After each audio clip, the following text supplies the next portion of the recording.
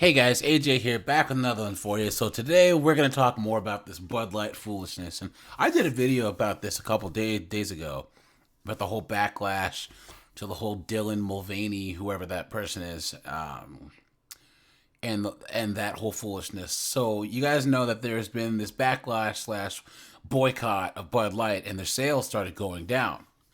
So now they've kind of pivoted. It released a new ad, and it's like the most like Murica ad there is. Because they're trying to save their image, you know? So guys, I have a story here. We're going to jump into this, but before we do, guys, please remember to like, subscribe, drop a comment, because it really helps to keep this channel going, and hit the notification bell. So let's just see what the great minds at Anheuser-Busch have come up with and to counter the backlash. Let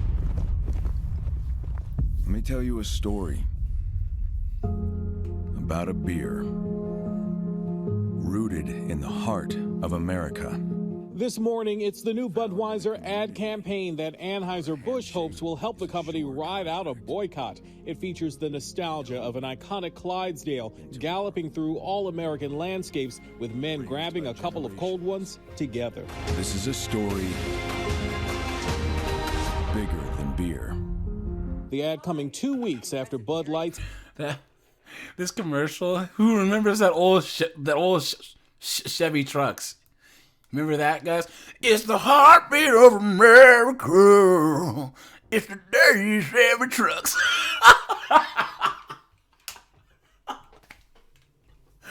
Oh, man. Or if you're as old as I am in the 80s, doing it country, cool, Mountain Dew.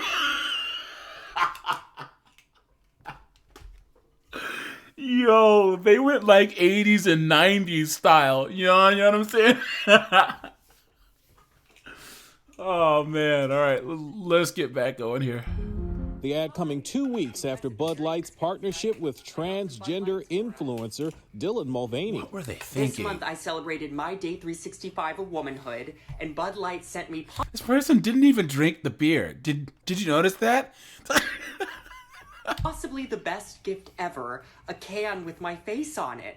Mulvaney's post drew the ire of some Bud Light enthusiasts, including celebrities like Kid Rock, who played target practice with the beer.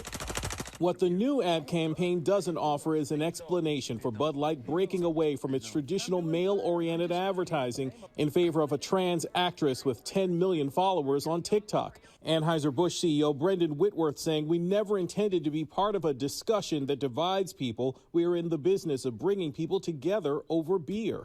That's what I call a dodge, dip, duck, dive, and dodge. That's when they don't know what to say, so they don't say anything.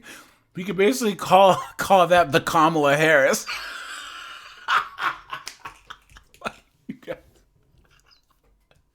You just talk a bunch and you don't say anything. You know what I mean? The dodge, dip, duck, dive, and dodge, you know?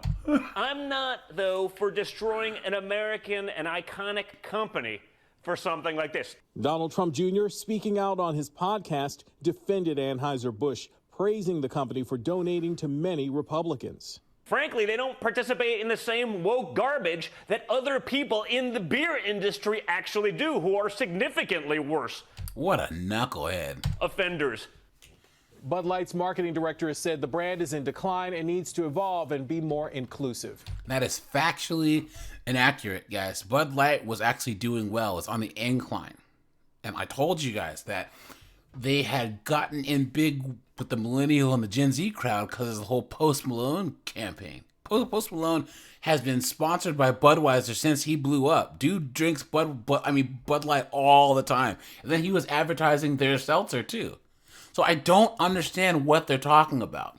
We have another article here, guys, that's actually hilarious, right? And this guy, let me see. This is from the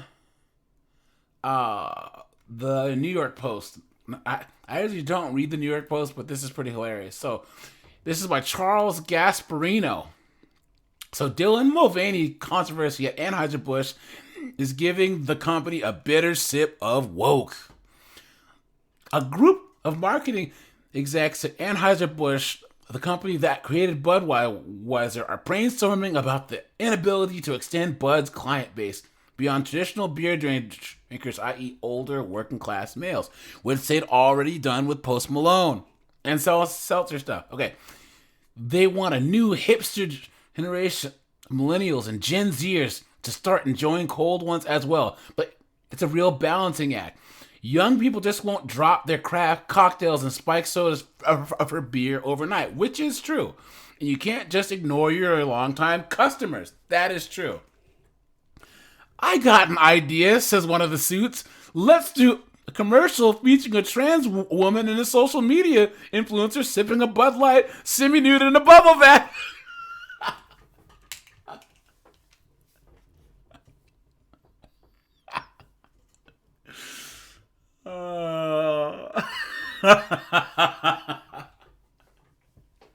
You guys, this is either like a Bud Light meeting now or a Marvel movie meeting, right? A meeting at Disney, you know what I mean? So, brilliant. Problem solved, says the marketing team. So the aforementioned is a parody, of course, but like most parodies, it contains some striking elements of truth. It speaks to our latest example of corporate wokeism run amok. One that, if you've been following the news lately, threatens to ruin a corporate brand that took nearly 2 centuries to cultivate, maybe 2 weeks to destroy. And guys, like I said, this is just like Disney. This is just like Star Wars. One decision in a boardroom can destroy a series. An IP like Star Wars that took decades to build, or like Marvel that took decades to build. Marvel's been around since the 50s or the 40s, and now the comics aren't selling and the films aren't doing well, all because of some morons in these corporate meetings.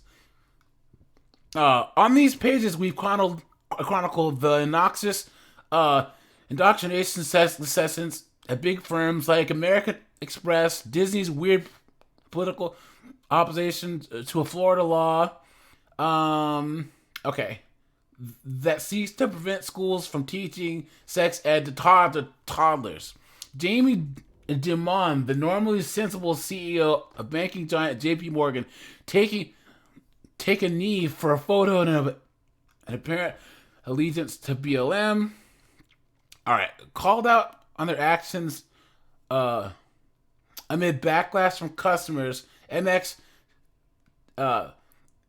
American Express execs tell me that those CRT sessions are no longer in place.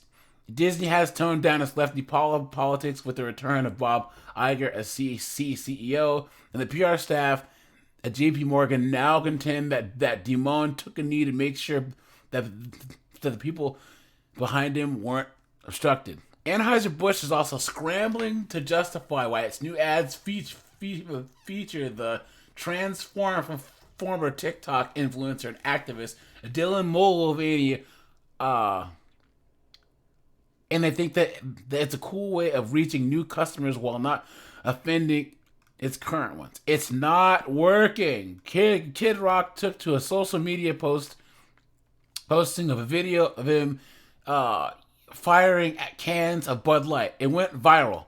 Bars are reporting a drop in Bud Light sales, and the company's stock lost billions in marketing cap.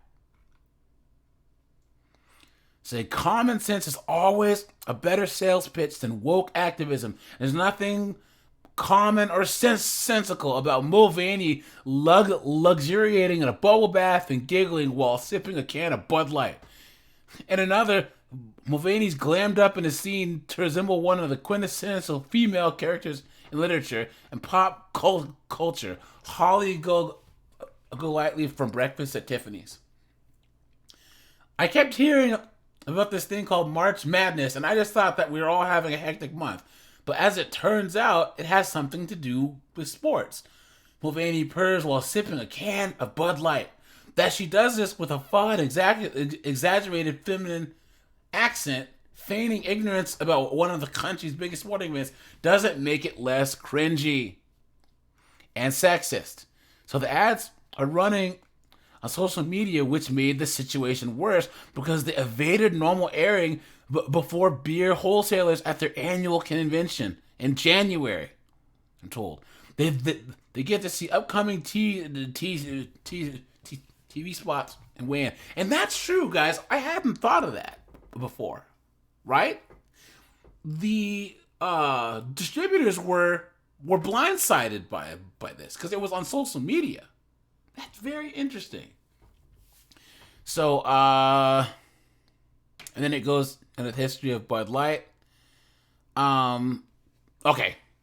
Budweiser, of course, was a creation of Adolphus Busch, who founded the beer maker and distributor Anheuser-Busch after he served in the Civil War. So it's an iconic American brand. Bud's commercials played during the Super Bowls and included the Clydesdales and my favorite, Spuds McKenzie. They stress commonality and community. When you drink a Bud, you are an American, full stop. Does that mean that Transformer people don't drink beer or aren't American? Of course not. In any case, that community deserves respect, but it's the sexualized politicization of a brand that pisses off so many Americans, including yours truly. This movement has gone far beyond demanding the acceptance to advocacy. This movement has gone far beyond demanding acceptance to advocacy and dogma in schools and cultural institutions, and now, with the help of increasingly progressive and politicized corporate and marketing departments, beer drinking. When will it stop? According to Wall Street traders, the answer is in the stock market, and they're taking bets. The company's new leadership is grappling with lower beer sales and shrinking profit margins. Shares are down nearly 40% over the last 5 years compared to a 50% rise in the S&P. Now, guys, let's stop here. It is true that younger kids, so like 21-year-olds, 22-year-olds, so like older Gen Z, they're drinking seltzer, and like liquor. So like Hennessy, all the stuff that the rappers push, Hennessy, Cavassier, and then seltzers. But they're not drinking wine and beer, So to reverse the company's long-term downward trajectory, it makes sense to appeal to new customers, though it seems odd that someone at Anheuser-Busch chose to accomplish that by alienating the current ones, just like in Marvel, when they choose to subvert expectations, or in Star Wars, and they piss off all the Star Wars and Marvel fans to try and bring in a group of, like, a small group of people that don't like the source material anyways. You are trying to piss off all the beer drinkers by bringing in people who don't drink beer, who said they don't like beer. It's crazy. A Wall Street trader says North American... So to reverse the company's long-term downward trajectory, it makes sense to...